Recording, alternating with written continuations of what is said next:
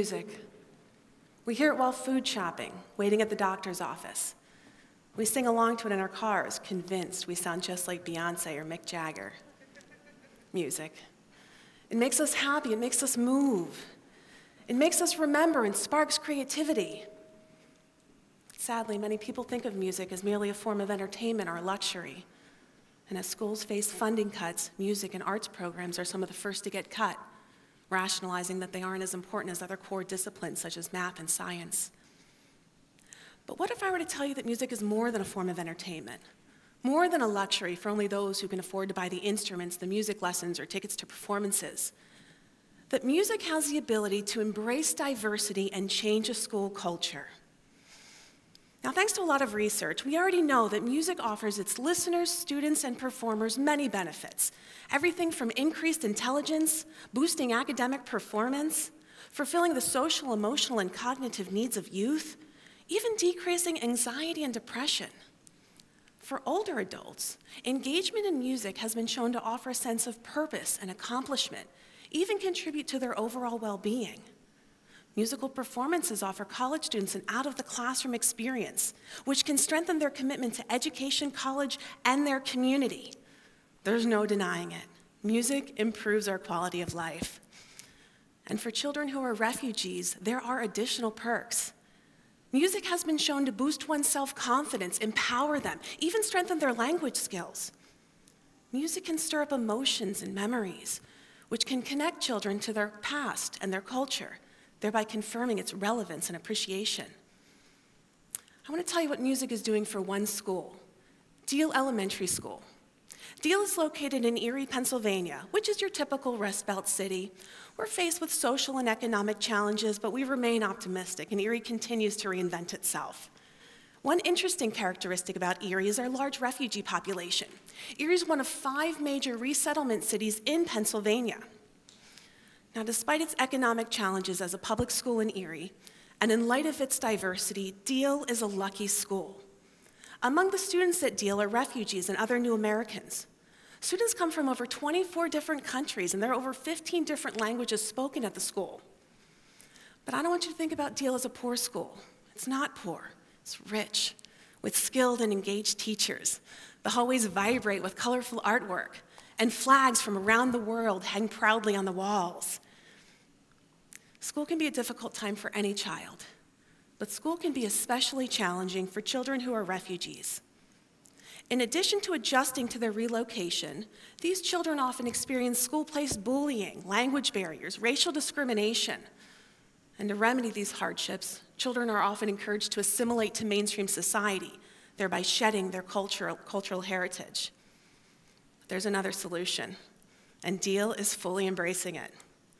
Diehl participates in the Logan series. It's a free chamber music series sponsored by Penn State Barron. Visiting musicians offer 2 performances in Erie, one at Penn State Barron's campus for the Music at Noon series, and then they travel a few miles down the road to Diehl to perform for teachers and students. 6 times each year, the gymnasium at Diehl is full of students who bob their heads, air drum hands, and sway their bodies to the sounds of strumming guitars, brassy horns, and ambient voices. Students hear an array of music from around the world, everything from a San Francisco gypsy swing ensemble, a cappella groups from Zimbabwe and the Netherlands, a Brazilian guitar duo, as well as string quartets and piano duets. As a researcher at Susan Hurt Hagen Core, I had the awesome opportunity of working with other researchers at Penn State Barron to explore what kind of effect the music series has had at the individual school and community level. Music, it turns out, is part of the glue that holds the school together. It helps embrace diversity and offer students healthy outlets to express themselves through music and art. And it all starts with the Logan series. It gives students exposure to culturally diverse performances, offers them socio-emotional benefits, as well as sparking a newfound love and appreciation of music. Lastly, it teaches them proper audience etiquette. I'm going to share with you some of the evidence that shows what kind of effect the music series has had for its listeners. Now, it's not a leap to say that many people in Erie, Pennsylvania, adults or children, don't have ample opportunities to hear live performances of music from around the world. In fact, attendees to Music at Noon are very appreciative that they can hear such performances right here in Erie and they don't have to travel to New York or Pittsburgh. Teachers at Diehl are well aware that without the Logan series, it's not likely that they or their students would have opportunities to hear such performances. And many times, performers are coming from countries and playing musical instruments that children are familiar with. Teachers talked about how their students could stand proud that day, learn more about their cultural heritage, when they could see and hear performers who were coming from their country of origin. One teacher had said, they just perk up because they're so excited they get to hear something from their culture. In addition to hearing these performances of music from around the world, music offers its listeners socio-emotional benefits. Whether it's banging drums or piano keys being tickled or a soft flute singing, the performances offer students a safe and calm environment. They can let their guard down. They can feel like they're part of something bigger than themselves. And for students who may find it difficult to express themselves in traditional classrooms, they would come alive during these performances. Students were telling me how they felt unfrustrated and re-energized after the performances. As one student had said, you're in a rough time and maybe music is the thing that calms you down, and listening to it makes you feel better. College students also talked about how taking just 1 hour out of their day calmed them down, it de-stressed them.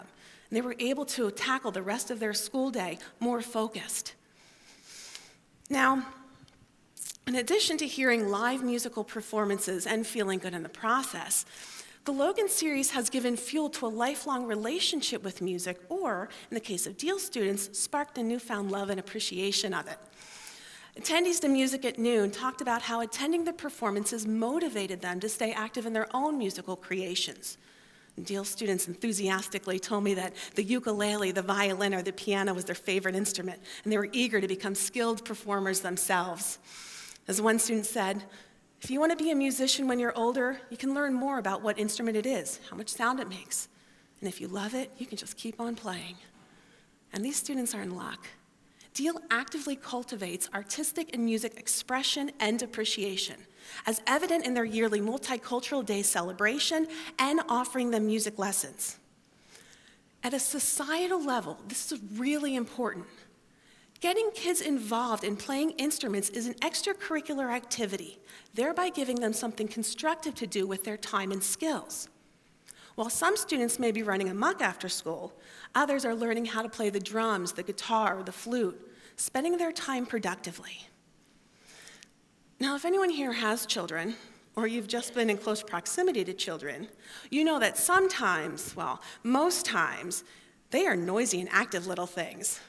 Unless they're sleeping, glued to technology, or getting into trouble, you can just about count on a child being anything but silent and still.